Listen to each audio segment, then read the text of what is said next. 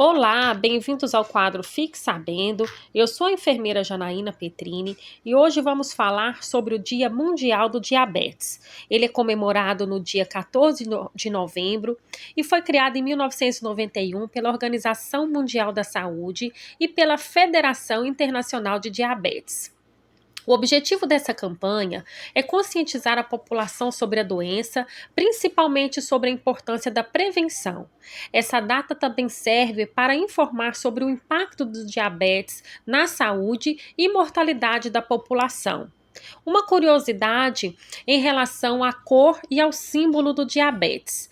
A cor e o símbolo do diabetes, para que as empresas ou para que a população possa vir fazer campanhas preventivas sobre a doença, o símbolo é um círculo na cor azul que representa a vida e saúde.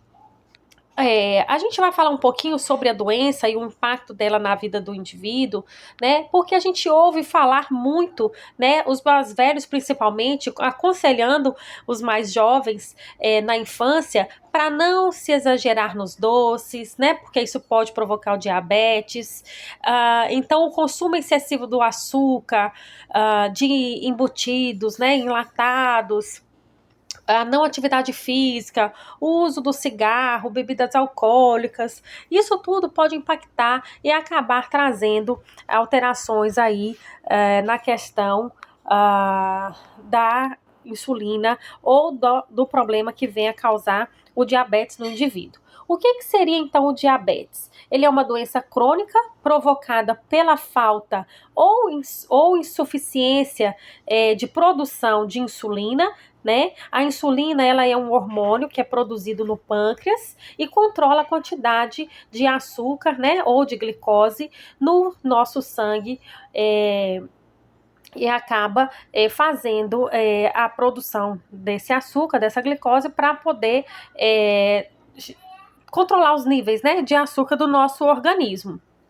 A glicose, ela é obtida por meio dos alimentos, né, das frutas ou de tudo que a gente come, acaba se metabolizando e produzindo parte desse alimento, produzindo o açúcar, né, a glicose, e a gente ingere uma certa quantidade diariamente através dos nossos alimentos, né.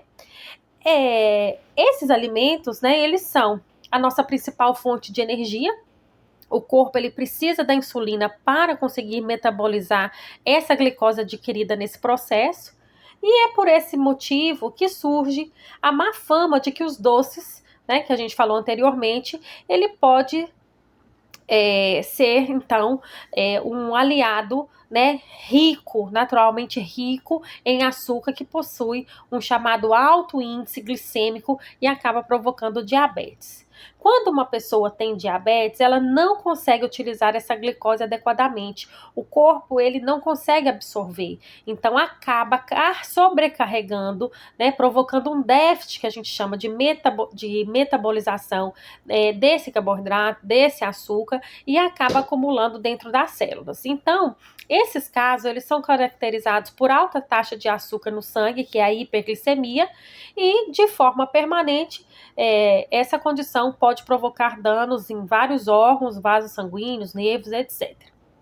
Existem alguns tipos de diabetes, né? A gente vai falar aqui sobre o diabetes tipo 1, né? Que o próprio sistema imunológico da pessoa, ele acaba atacando e destruindo as células, né, produtoras de insulina. E então essas pessoas com diabetes, sendo mais frequentemente jovens e crianças, e por esse motivo o diagnóstico costuma ser feito na infância e na adolescência. Isso ocorre em cerca de 5 a 10% das pessoas com diabetes. O diabetes tipo 2, ele resulta na resistência à insulina, ou seja, o corpo ele não produz uma quantidade suficiente desse hormônio, né? Ou existe uma incapacidade de absorção das células musculares e adiposas. Então, esse tipo, ele ocorre em cerca de 90% das pessoas com diabetes, sendo mais comuns em adultos ou em pessoas acima do peso, que são sedentárias, que não têm hábitos saudáveis, né, de alimentação ou também não praticam atividade física. Nós também temos que falar sobre o diabetes gestacional. Isso ele é decorrente devido às mudanças hormonais, né, que ocorrem no corpo dessa gestante, e a ação da insulina pode ser reduzida durante a gestação. Então, o pâncreas, ele, consequentemente, ele aumenta, né, a produção de insulina para poder compensar, e essa é uma condição que pode ou não persistir após o parto. Então, geralmente, após ganhar o neném, após o parto, essa glicemia dessa gestante ela tende a voltar a se normalizar, tá? E também temos a condição daquele pré-diabético, que é a condição caracterizada pelo nível de açúcar no sangue acima do normal, mas ele não é suficiente para ser diagnosticado como diabetes.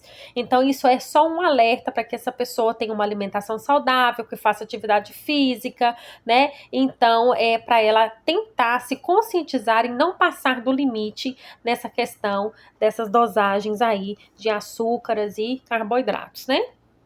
Então, como identificar? Quais seriam os sinais e sintomas que o indivíduo sente? Os sinais e sintomas que podem indicar a presença dessa doença é fome com frequência, sede intensa, desânimo, fraqueza, sonolência, tontura, perda de peso sem causa aparente, urina em excesso, principalmente no período noturno, dificuldade de cicatrização nas feridas, infecções frequentes. É importante lembrar que para cada tipo de diabetes, os sintomas eles podem variar. Então, nada substitui uma avaliação médica, uma visita de exames de rotina, né, para poder fazer esse diagnóstico mais fechadinho e ver o que está acontecendo de alteração. E depois de diagnosticado, o tratamento do diabetes ele pode ser feito tanto com insulina como com medicação via oral, né? Mas o mais importante é que você seja acompanhado por um médico, né? Uma pessoa que vai te orientar certinho, fazer regularmente as dosagens, tá verificando os níveis de glicemia, se tá dentro da normalidade, se tá baixando, se tá regulando, né? Um estilo de vida, ele vem fortemente como um aliado para poder controlar os níveis glicêmicos, essa alimentação precisa ser controlada, enfim. Então essa campanha ela vem justamente para poder as pessoas se conscientizarem, porque as consequências do diabetes a gente sabe, né? Acaba atingindo a retina, a pessoa pode adquirir uma cegueira, a neuropatia diabética com as lesões e feridas, principalmente nos pés e membros inferiores, a sensibilidade, a perda dessa sensibilidade nos membros inferiores acaba afetando,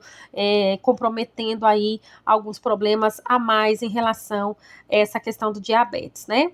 Então fica aqui a nossa dica do dia, o nosso bate-papo de hoje. Na próxima semana estaremos aqui com fé em Deus. Eu aguardo vocês e muito obrigada.